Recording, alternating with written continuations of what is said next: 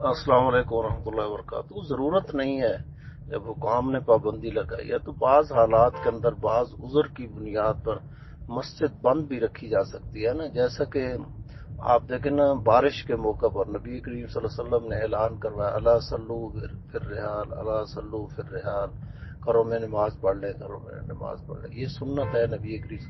تو ایک بارش معمولی عذر ہے نا، معمولی سا مسئلہ ہے. اس کے لیے اگر مسجدیں بند کی جا سکتی ہیں، لوگوں کو گھروں میں پڑھنے کی اجازت ہو سکتی ہے، تو اس سلسلے کے اندر بھی گھروں میں نماز پڑھی جا سکتی ہے جب ایک خوف راس ہے اور حکام بالا جو ہے ان کی پابندی بھی ہے.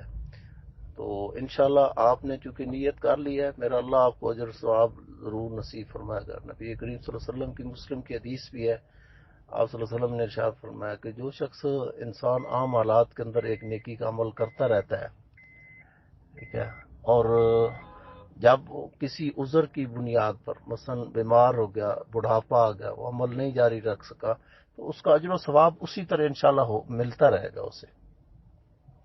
اس لیے آپ چونکہ جمعہ پڑھتے تھے، کسی عذر کی بنیاد پہ اگر روک دیا گیا تو کوئی حرج کی بات نہیں. انشاءاللہ ظہر کی نماز پڑھنے میرا اللہ اجر نصیب فرما دے گا. السلام علیکم ورحمۃ اللہ.